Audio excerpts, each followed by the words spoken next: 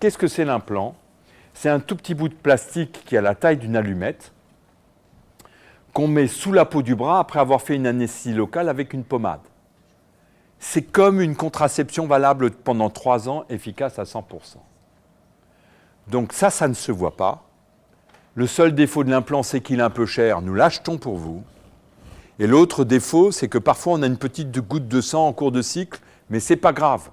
Ça permet d'avoir sa vie privée sans que les parents puissent le savoir. Quand on vit dans une famille où la sexualité avant le mariage, ce n'est pas possible, et qu'on est amoureuse, et qu'on a envie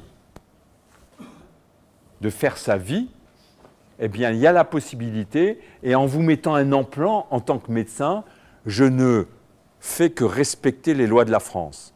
J'ai le droit de mettre un implant à une jeune femme sans que ses parents le sachent. C'est les règles de la France, ça s'appelle le droit des adolescents. Alors j'ai encore une autre chose à vous dire sur la contraception. L'autre jour, en consultation, j'ai vu une jeune de 14 ans, natte et chaussettes blanches, qui est arrivée au 6e mois de grossesse. Explication, qu'est-ce qui s'est passé? Elle vit dans un village autour de Strasbourg, et avec son copain de 17 ans, ils se sont caressés, puis c'est allé un peu plus loin, elle n'a pas trop compris. 14 ans, bébé, gros bébé. Mais elle a été à la pharmacie du village, et elle a pris la pilule du lendemain. Quand même bien, elle l'a mangée. Mais comme les règles ne venaient pas, elle est retournée à la pharmacie du village, elle a pris un test de grossesse qui était positif. Mais elle a cru dans sa petite tête que comme elle avait pris la pilule le lendemain, les règles allaient bien revenir et elle s'est mise à les attendre. 2 mois, 3 mois, 6 mois. Sa mère lui a dit « Mais qu'est-ce qui t'arrive? À toi, tu as un ventre ?» Et elle nous l'amène, 6e mois de grossesse. Plus d'IVG, hein? Plus d'IVG, c'est fini. La seule solution, c'est accouchement. Accouchement, on est dans le drame total. Et donc, très clairement, cette histoire, elle nous raconte 2 choses. La pilule du lendemain, pas assez efficace. Et si on a un doute, si on n'est pas tranquille, si on n'est pas sûr, on va chez un médecin. Parce que si on vient chez les médecins tout de suite en début de grossesse, on peut éviter d'avoir une IVG en salle d'opération. On peut prendre des médicaments qui font revenir les règles. C'est une IVG quand même, mais quand même moins traumatisante.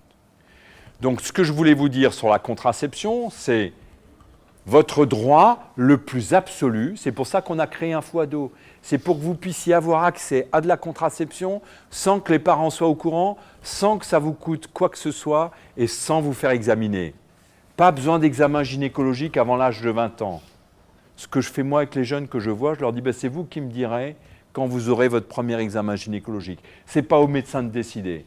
Il n'y a pas besoin de se faire examiner pour avoir droit à une contraception.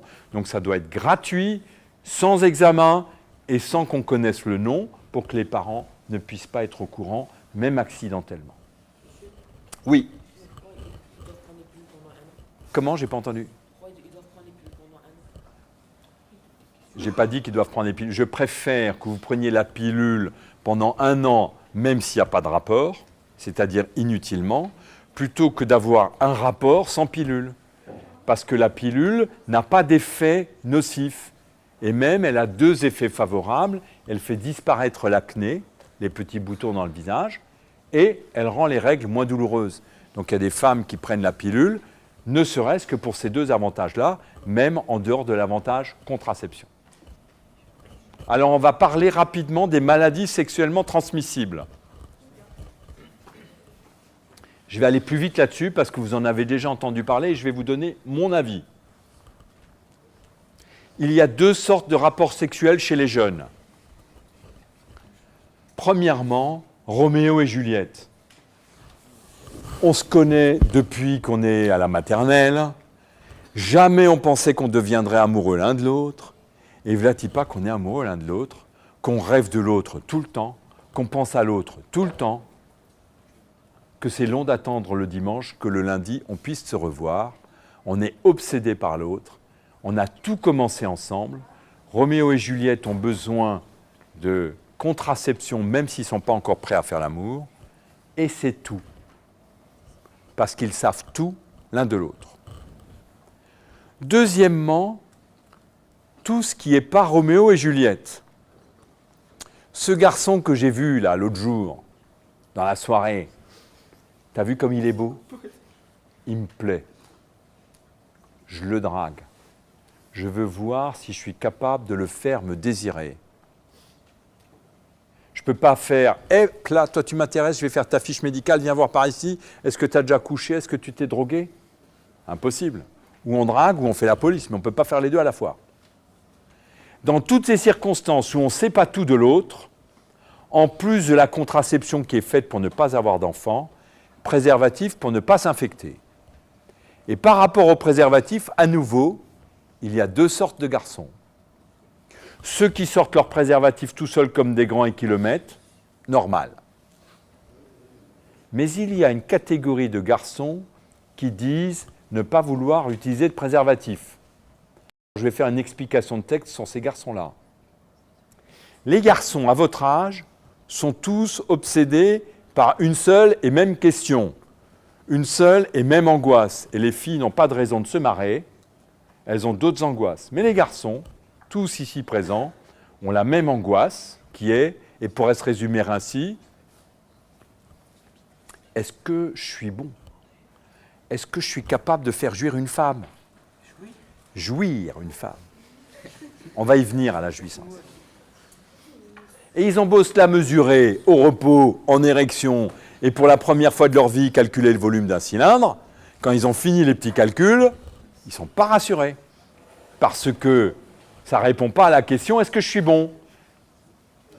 Et un garçon comme ça, qui a des angoisses sur sa propre sexualité, peut très bien se dire « oh là là, si en plus je suis obligé de mettre un préservatif, de le déballer sur le zizi, de le dérouler, ça risque de me faire avoir la panne. » Et les garçons, ils ont peur de la panne et c'est normal. Alors voici mon conseil, qui s'adresse à tout le monde. Quand on fait l'amour, on est là que pour se faire plaisir l'un à l'autre. On se caresse l'un l'autre, et plus on arrive à procurer du plaisir à l'autre, plus on est content. On met le préservatif au garçon. Ça fait partie des caresses qu'on lui fait. Ce qui permet de laisser de la place au bout du préservatif pour que le sperme puisse y accumuler, ce qui permet de bien dérouler le préservatif jusqu'à la racine de la verge. On rappelle aux garçons qu'après avoir éjaculé, ils doivent se retirer, car la détumescence de la verge, c'est-à-dire la vitesse à laquelle la verge diminue de taille après l'éjaculation, est rapide. Et si le garçon ne se retire pas tout de suite, quand il se retirera, ce sera sans le préservatif, qui n'aura servi à rien. Et pour un deuxième rapport, on met un deuxième préservatif. Et si la relation devient stable, amoureuse, et qu'on a envie de faire un bout de chemin ensemble, et plus si affinité, on va tous les deux faire un test anonyme et gratuit à l'hôpital. Les deux tests reviennent négatifs, on enlève le préservatif et on continue la pilule. Quand j'avais votre âge, il n'y avait aucune maladie sexuellement transmissible qui tuait. Aujourd'hui, il y en a une qui tue et comptez pas sur les docteurs. On n'a rien dans les cartons pour les 10 ans à venir pour le sida. Des traitements, oui. Des guérisons, non. Pas de guérison disponible, oui. Monsieur, je demande un truc. Parce que c'est vrai que le préservatif, dès qu'on le met, il faut pincer le bout, un truc comme ça. Non, on n'a pas besoin de pincer le bout quand on met un préservatif, mais il faut laisser 1 centimètre du préservatif sans... Il ne faut pas mettre le préservatif tout à fait au bout, de manière à ce que le sperme puisse s'y accumuler. Mais on n'a pas besoin de pincer le bout. Alors, comment le sida s'est répandu? Grâce à 3 choses. Au rapport sexuel, le virus a pu se répandre grâce à ça. Il a pu aussi se répandre grâce à la drogue et aux injections. Et il a pu se répandre par les enfants qui sont nés de femmes qui avaient le sida. Donc aujourd'hui, en attendant qu'on ait trouvé des antibiotiques pour les virus, votre génération doit se protéger. On trouvera des guérisons pour le sida, mais pour l'instant, ça n'est pas trouvé.